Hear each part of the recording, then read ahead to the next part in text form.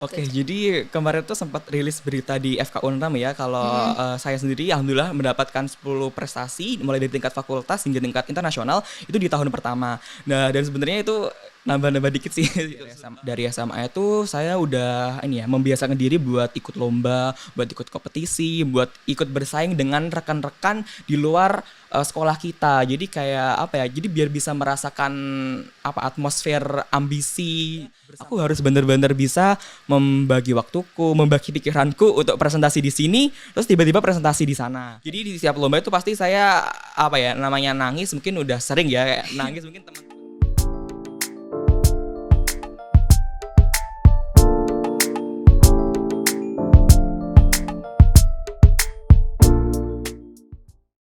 Halo Semutan Unram, kembali lagi di Unram Podcast bersama saya Nadia Eka Juliana. Senang bisa menemani Semutan Unram semua dalam episode yang tentunya sangat spesial kali ini.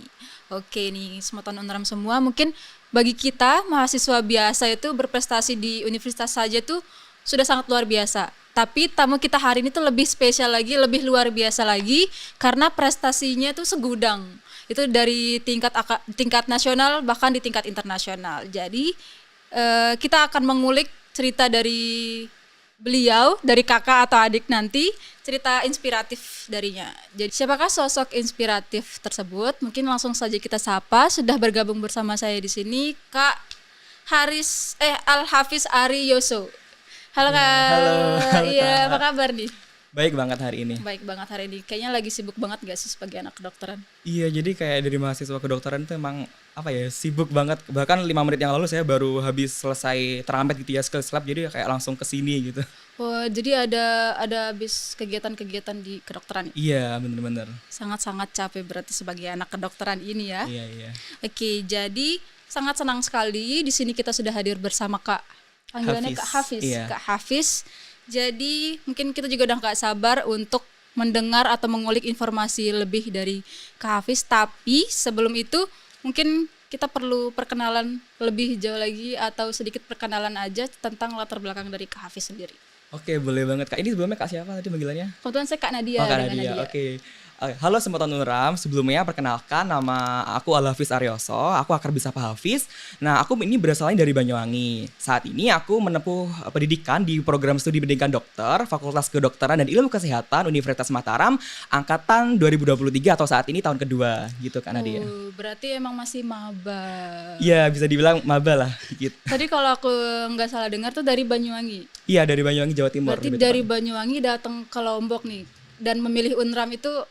Kenapa Unram yang dipilih dari universitas-universitas lain?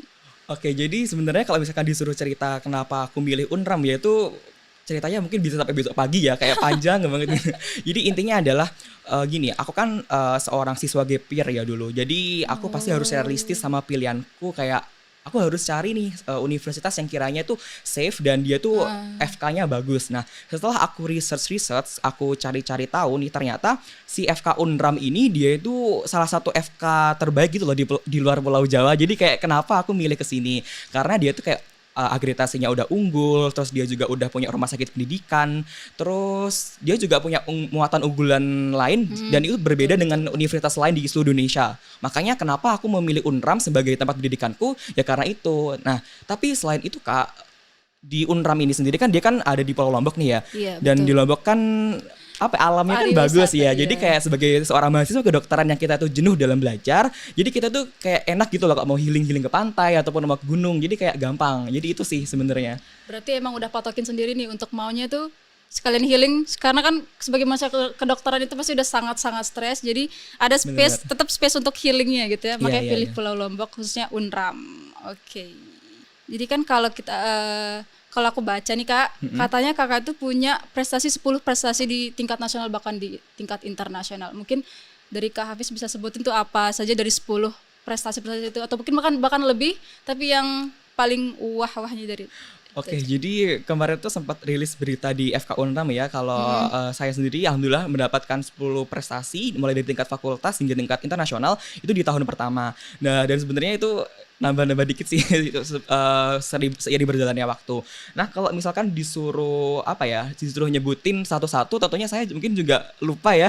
Mungkin saya lupa. Kebanyakan ya Ya kayaknya. karena ya mungkin terlalu ya atau gimana gitu pokoknya saya lupa. Nah, tapi intinya dulu itu saya saat maba itu tuh saya langsung ikut lomba. Jadi waktu saya maba bahkan waktu masih ospek ya itu saya langsung ikut lomba dan saya izin dari ospeknya buat ikut lomba kayak gitu. Nah itu lombanya masih di Lombok sih. Terus ya lomba-lomba lagi ya sampai detik ini bahkan saya masih mengikuti 2 sampai 3 lomba berbarengan kayak gitu detik Berarti ini juga. emang apakah dari SMA-nya udah berprestasi atau langsung terjun saat kuliahnya aja? Jadi tentunya dari SMA ya, jadi dari SMA itu saya udah ini ya membiasakan diri buat ikut lomba, buat ikut kompetisi, buat ikut bersaing dengan rekan-rekan di luar sekolah kita. Jadi kayak apa ya? Jadi biar bisa merasakan apa atmosfer ambisi bersama teman-teman Iya, di luar betul, sekolah betul. gitu loh. Cari pengalaman di luar Iya. gitu ya. Terus kalau boleh tahu nih Kak, itu bidang lomba yang biasanya Kakak ikutin itu di bidang apa? Oke, jadi kalau dulu di SMA ya, saya tuh di SMA tuh mengeksplor semua lomba. Iya, jadi Wow. dari lomba penelitian, olimpiade, baca puisi, terus cerdas cermat, PMR semuanya saya eksplor. Nah, tapi setelah saya masuk ke bangku kuliah nih ya, saya mulai menspesifikkan sebenarnya bidang saya tuh di mana dan saya mendalami bidang itu buat saya ikuti lomba-lombanya gitu. Jadi saat ini sendiri saya itu lebih fokus ke research ya atau ke penelitian kayak gitu buat lombanya. Berarti mulai kuliah ini.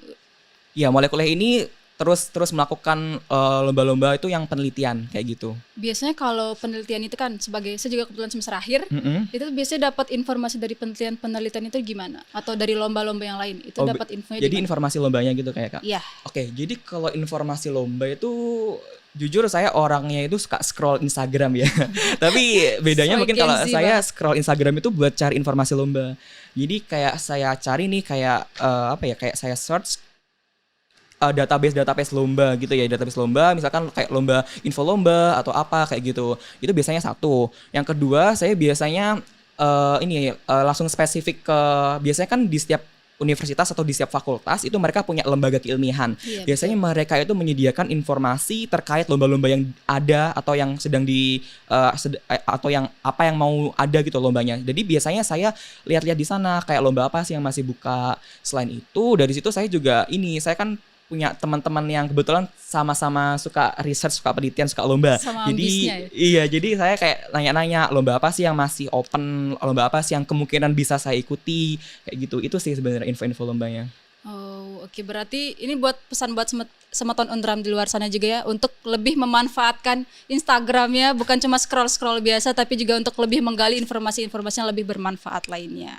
Nah, mungkin kita lanjut nih Kak. Kan dari Kakak sendiri kan tadi fakultas kedokteran nih, pasti sangat sibuk, apalagi tadi juga habis kegiatan langsung ke sini nih. Itu gimana sih cara untuk manage waktunya dari kuliah, terus lomba dan akademik? Mungkin Kakak kan ada ikut organisasi juga.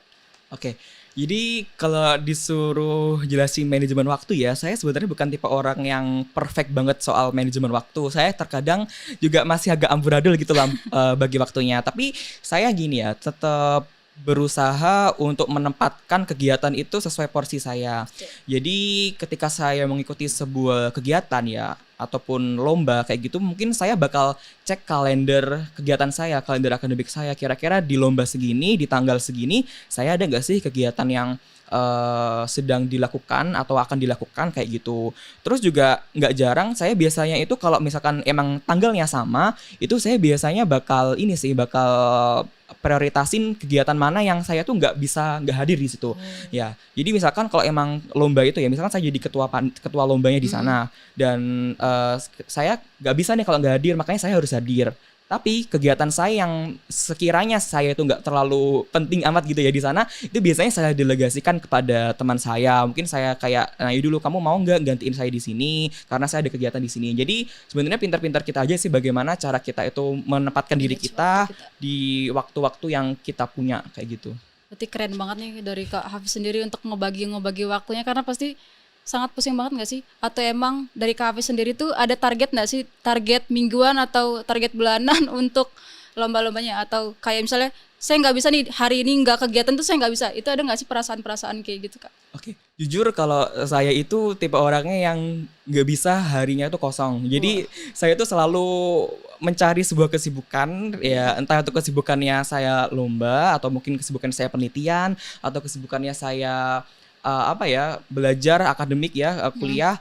Jadi saya tuh selalu mencari-cari kesibukan. Nah, terus apa tadi pertanyaannya, maaf lupa.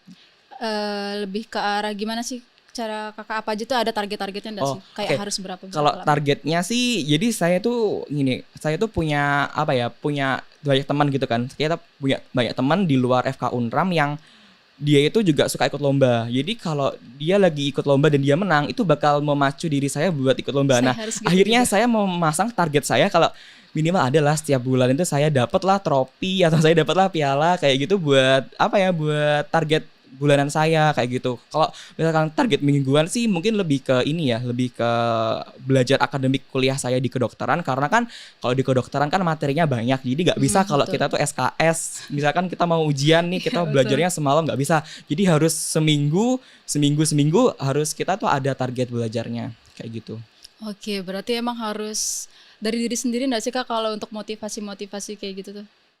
Ya bisa sih dari diri sendiri, kayak ya kalau diri kita aja malas-malasan ya Iya, gimana kita gitu bisa bisa juga. semangat. Iya, iya. Oke, tadi mungkin belum disebutin nih Kak, prestasi-prestasinya tuh contohnya apa aja yang udah Kakak raih? Oke, jadi contohnya prestasi ya yang terbaru kemarin itu, saya itu terbaru kemarin itu dalam 1 bulan itu saya mendapat tiga tiga prestasi. Dalam 1 bulan itu dapat 3 prestasi yang paling dekat kemarin. Nah itu saya sebagai best poster di PKB PAPDI. Jadi itu kayak jadi dia tuh kayak perkumpulan dokter spesialis penyakit dalam. Mereka tuh mengadakan sebuah pertemuan konferensi dan di sana biasanya ada lombanya dan saya ikut di sana. Itu saya mendapatkan best poster di sana. Terus langsung besoknya saya berangkat ke Malaysia waktu itu, Wow. langsung lomba di Malaysia, itu mendapatkan bronze atau setara perunggu. Tunggu. Nah, terus saya besoknya lagi dapat undangan dari Bapak Rektor untuk menghadiri upacara di lapangan rektorat. Itu saya menerima penghargaan sebagai juara 1 Duta Literasi Universitas Mataram. Itu sih yang terbaru, yang terdekat Yang kemarin. terbaru berarti kan emang dari nasional sampai internasional. Nah, kalau kita bisa kulik lagi nih Kak, itu ada nggak sih bedanya dari lomba yang nasional sama yang di internasional yang Kakak rasain sesuai dengan pengalaman Kakak? Oke, jadi bedanya itu tentunya karena dia itu lingkupnya nasional sama internasional. Sebenarnya kalau jadi jenis lombanya itu sama, karena kan aku kan lombanya penelitian. Cuma mungkin di bedanya adalah ini pasti bahasa ya, pasti Iya, bahasa. betul, Kalau betul. di nasional mungkin aku sering ikut lomba nasional tapi dia pakai bahasa Inggris. Tapi kalau lomba internasional kan nggak mungkin aku pakai bahasa Indonesia. Jadi mungkin bedanya paling terasa adalah di bahasa ya, di bahasa. Kayak gitu aja sih. Berarti untuk persiapannya selama menuju perlombaan itu ada nggak sih Kak? Itu selama apa biasanya untuk setiap step dari persiapan sebelum ke internasional ataupun ke nasionalnya sendiri dah? Oke, jujur kalau ditanya persiapan, aku tipe orang yang deadlineer. Jadi aku jarang banget menyiapkan sebuah lomba, sebuah penelitian itu kayak mepet 6 bulan atau 2 bulan, itu jarang banget. Kecuali kalau emang daftarnya sebulan sebelumnya tuh emang kayak gitu. Cuma kalau persiapan menuju deadline-nya itu biasanya aku deadlineer, mungkin kayak hamin seminggu aku baru mulai kerja, atau bahkan mungkin hamin sehari, hamin 2 hari itu aku baru kerja tuh sering banget kayak gitu. Dan itu sih yang yang mungkin kurangnya dari aku gitu sih. Oh, berarti emang ngalir gitu aja gitu ya. Tiap lomba tuh, tiap lomba yang emang Iya. diikutin. Terus dari ini pertanyaan dari aku pribadi. Itu dari lomba-lombanya itu ada nggak sih yang paling berkesan atau emang ada momen penting atau momen lucu nih yang Kak Hafiz sendiri alamin? Oke, Sebut satu aja nggak apa-apa. satu lomba. Oke, tapi sebenarnya satu lomba ini dia tuh 2 lomba tapi bergandengan gitu ya. Oh, berurutan. Jadi yang paling berkesan dan paling paling wow menurut aku itu ya yang itu tadi yang aku ceritain yang terbaru ya. Jadi itu adalah sebuah lomba yang sebenarnya itu kebanyakan pesertanya adalah dokter spesialis. Sedangkan aku seorang mahasiswa kedokteran yang tiba-tiba nyempil di sana, Iya, betul. itu kayak sebuah mungkin sebuah kebahagiaan tersendiri buat aku, sebuah sebuah Satu hal yang wow gitu loh menurut aku karena bisa ada di lomba itu. Nah, itu lombanya namanya PKB PABDI atau Pendidikan Kedokteran Berkelanjutan, perkumpulan dokter spesialis penyakit dalam. Itu kemarin diselenggarakan di Hotel Lombok Raya di NTB. Nah, itu kenapa dia tuh lombanya sangat berkesan karena emang aku lagi berbarengan dengan lomba lain kayak gitu sehingga aku harus benar-benar bisa membagi waktuku, membagi pikiranku untuk presentasi di sini, terus tiba-tiba presentasi di sana kayak gitu kan. Karena itu kan lomba yang PABDI itu, yang PKB PABDI itu aku selesainya tuh siang. Siang hari itu aku selesai, sedangkan aku sorenya itu aku harus fly ke Malaysia. Jadi bisa dibayangkan gak sih kayak sorenya siangnya aku masih presentasi gitu ya, sorenya aku harus ke bandara, harus fly ke Malaysia dan itu harus transit gitu kan. Jadi kayak aku bener-bener capek banget dan besok paginya itu jam 8 pas itu aku harus sudah presentasi di Malaysia kayak gitu. Jadi itu sih gilanya mungkin bisa dibayangin banget sih ya itu paling berkesan, paling bermakna juga, capeknya kerasa, atmosfer lombanya kerasa, itu sih mungkin.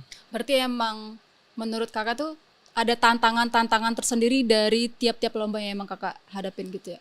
Tentunya ada tantangan pastinya. Biasanya tuh seperti apa tantangannya? Terus kalau misalnya udah lagi dihadapin sama tantangan tuh, dari diri kakak tuh gimana untuk ngatasinnya itu? Oke, jadi kalau ditanya tentang tantangan dalam setiap lomba itu pasti ada. Di setiap lomba itu pasti dia punya ciri khas sendiri tantangannya. Buat saya yang paling terasa tantangan di setiap lomba itu sebenarnya adalah awal mengikuti lomba ya. Itu kita cari judul atau ide buat karya yang kita ikutkan dalam lomba itu adalah sebuah PR besar bagi setiap orang mungkin yang ikut lomba. Jadi tantangannya adalah menentukan ide buat lombanya. Tapi kalau mungkin tantangan saat lombanya adalah jadwal yang bertabrakan dengan akademik di FK, karena nggak jarang juga saya tuh ikut lomba yang dia tuh tabrakan sama jadwal ujian, jadwal praktikum. Jadi itu memang bener-bener harus pinter-pinter sih kayak kita nyiasatin kendala-kendalanya itu. Oke, berarti kalau untuk tantangan dari mental atau fisiknya yang dialami kakak tuh berarti pasti ada dong kayak sempat ngerasa di titik lagi stressful banget atau out of dari kemampuan yang kakak alamin? Oke, jadi kayak kalau saya ditanya tentang mental health atau mungkin kesehatan mental saya, kayak saya udah kebal ya samanya yang namanya stres. Jadi kayak saya tiap hari udah stres gitu ya sebagai orang mahasiswa kesehatan kedokteran yang dia itu mungkin udah stres akademiknya tinggi, ditambah dengan saya yang ikut organisasi banyak, terus ikut lomba banyak, itu tentu pasti stresnya itu dapat banget. Jadi di setiap lomba itu pasti saya namanya nangis, mungkin udah sering ya nangis. Mungkin teman-teman deket saya sering saya curhatin kayak aduh mungkin mereka udah malas gitu dengerin curhatan saya, dengerin tangisan saya, karena ya emang itu di setiap lomba itu pasti ada aja hambatannya, rintangannya, sehingga membuat saya itu menjadi kurang maksimal dan kurang bisa menempatkan diri saya di setiap lomba. Oke, berarti emang tetap ada aja gitu momen-momen dalam stress out atau udah lagi full banget nih di otak. Nah, tadi kan kakak ada sebutin bahwa ada dukungan-dukungan dari teman-teman kakak. Itu tuh kalau dari dukungan dari orang sekitar nih, entah itu dari kampus atau dari teman ataupun dari orang tua sendiri tuh gimana kak setiap lombanya itu? Oke, jadi tentunya aku lomba ini nggak bisa berdiri sendiri ya. Iya, pasti membutuhkan dukungan, entah itu dari teman, orang tua, dari dosen-dosen, ataupun dari pihak fakultas dan juga kampus.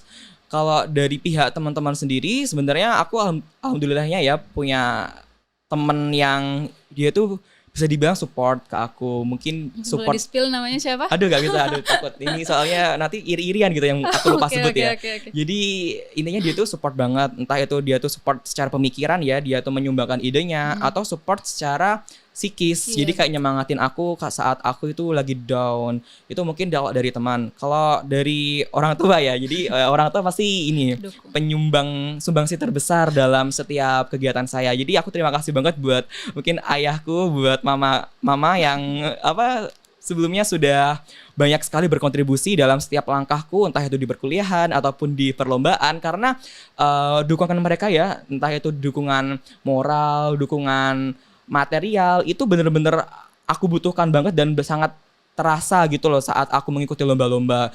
Terus juga nggak lupa dukungan dari dosen-dosen, karena kan aku kadang lomba itu nggak luput dari yang namanya pembimbingan. Jadi kadang aku minta nih saran kepada dosen, Dok, maaf ini sebenarnya kayak gini udah bener belum ya? Atau ini enaknya gimana? Mungkin itu ya kalau dari dosen. Kalau dari kampus tentunya ini ya lebih ke biaya. Jadi kan kalau kita lomba-lomba kan pasti adalah ya support dari kampus, dari FK kayak gitu buat membiayain aku ikut lomba entah itu di luar negeri ataupun di dalam negeri. Kayak gitu sih sebenarnya. Berarti emang orang sekitar tuh tetap berperan penting banget ya dari setiap perjalanan yang Kak Hafiz alamin sendiri. Ya, oke. Jadi kan tadi mungkin kita lanjut aja nih Kak. Menyambung pengalaman-pengalaman yang luar biasa yang emang Kak Hafiz lakuin sendiri. Itu tuh kan tadi ada yang highlight kalau Kak Hafiz tuh ikut organisasi atau mungkin Kak Hafiz ada penerima beasiswa sendiri gitu. Itu mungkin bisa dijelaskan atau diceritakan lebih dalam lagi mungkin buat Semeton Unram di luar sana. Oke, jadi kalau mungkin organisasi ya, kalau menurut saya mahasiswa nggak ikut organisasi itu kurang ya.